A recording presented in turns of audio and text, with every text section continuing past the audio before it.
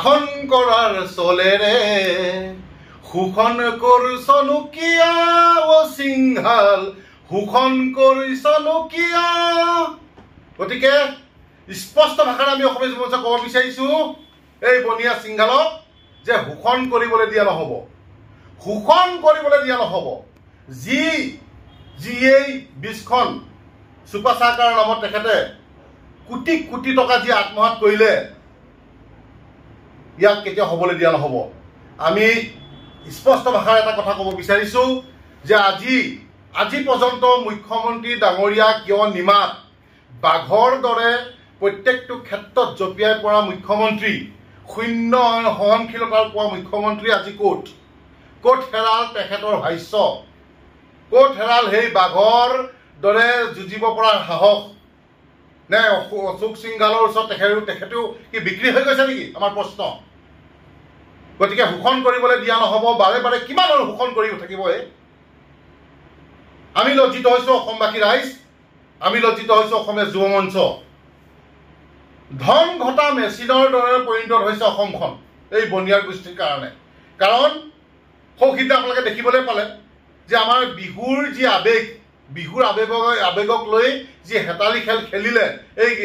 কিকি নামৰ যিজন ব্যক্তি এই কিকি নামৰ যি ধুৰন্ধৰ এই ব্যক্তিজনে প্ৰায় কোটি কোটি টকা হৰাত কৰিলে দেখিলে যে এখন চকীৰ ভাড়া দাম 15-20 টকা কিন্তু তেখেতৰ 1900 টকা এখন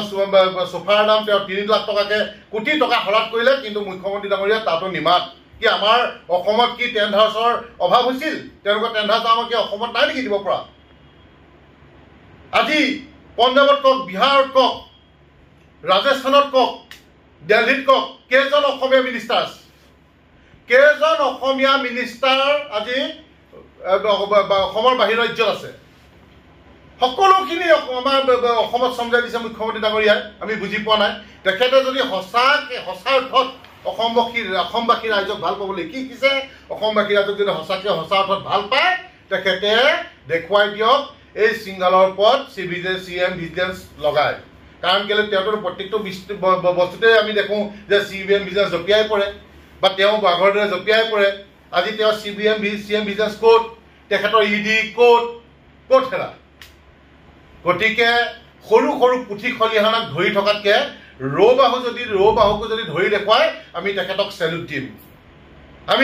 চেলুট দিম যে মুখ্যমন্ত্ৰী ডাঙৰীয়া you are great you are a real tiger you are a real hero কিন্তু আজি তেখেতে বিগ জিৰ' কিয় জিৰ' হৈছে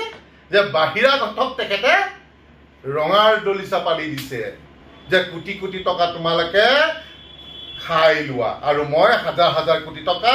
অসমবাসী ৰাইজৰ মূৰত মাৰি ধাৰ লৈ থাকো আৰু তোমালোকে চুচি খাই তোমালোকৰ ৰাজ্যলৈ লৈ যোৱা মুখ্যমন্ত্ৰী ডাঙৰীয়া সময় থাকোঁতেই শুধৰণি হ'বলৈ বাৰে বাৰে আপোনাক কৈ আহিছোঁ কাৰণ আগফালে আপোনাৰ পঞ্চায়তৰ নিৰ্বাচন আৰু 2026ত আছে আপোনাৰ বিধানসভাৰ নিৰ্বাচন গতিকে আপুনি যদি সঁচা অৰ্থত যদি আপুনি ভাবিছে যে